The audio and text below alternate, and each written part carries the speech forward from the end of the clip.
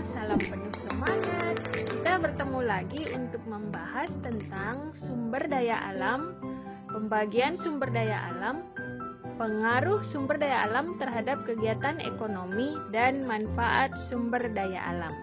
Kita mulai yang pertama. Sumber daya alam adalah segala sesuatu yang terdapat di alam dan dapat dimanfaatkan untuk memenuhi kebutuhan manusia. Sekarang, pembagian sumber daya alam ini yang pertama, pembagian menurut sifatnya. Di sini sumber daya alam terbagi menjadi dua, yaitu berdasarkan sifat yang dapat diperbarui. Artinya, jika habis dapat dihasilkan kembali. Contohnya, air, tanah, hewan, dan tumbuhan. Lalu, yang kedua, berdasarkan sifatnya yang tidak dapat diperbarui. Jadi, jika habis tidak dapat dihasilkan kembali, atau kalaupun dapat dihasilkan kembali, membutuhkan waktu yang sangat lama, sampai berjuta-juta tahun. Contohnya, batuan, bahan tambang, dan minyak bumi. Sekarang pembagian sumber daya alam menurut jenisnya. Yang pertama, jenis abiotik atau non-hayati. Ini adalah sumber daya alam yang berasal dari benda tak hidup. Contohnya, besi, tanah, air, batu.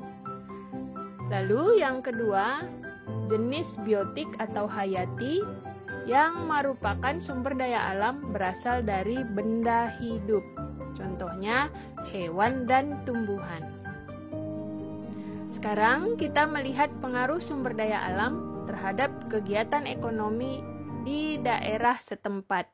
Kita mulai dari daerah dataran tinggi.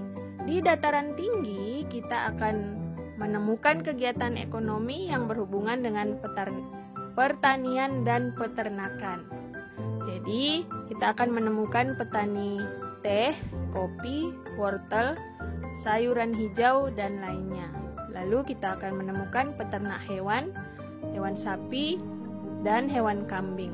Sekarang kita lihat di dataran rendah masih berhubungan dengan kegiatan pertanian, peternakan, dan juga perdagangan. Jadi kita akan menemukan petani padi, jagung, cabai. Lalu ada peternak hewan seperti ayam dan bebek. Dan yang ketiga tadi adalah pedagang. Sekarang kita melihat di pesisir pantai. Tentu di sini berkaitan dengan sumber daya alam laut atau pantai. Jadi kita akan menemukan nelayan, petani garam, pengrajin souvenir seperti mutiara dan kerang. Selanjutnya kita akan melihat manfaat sumber daya alam yang digunakan untuk kebutuhan manusia. Di sini ada beberapa, yaitu yang pertama, bahan makanan pokok. Contohnya padi, kentang, sagu, dan lain-lainnya. Yang kedua, bahan obat-obatan seperti pala, jahe, kencur, dan lain-lain. Yang ketiga, bahan baku minuman. Contohnya kopi, teh, sapi, dan kambing yang menghasilkan susu. Lalu yang keempat, bahan baku makanan. Contohnya ikan, udang, ayam, sapi, cabai, dan jagung. Lalu yang kelima, bahan bangunan seperti mebel dan perabot. Contohnya kayu jati dan rotan. Yang keenam, bahan baku tekstil. Contohnya kapas dan ulat sutra. Yang ketujuh, bahan baku perhiasan seperti emas, perak, dan mutiara. Lalu yang kedelapan, bahan bakar minyak. Tentu ini yang berasal dari minyak bumi.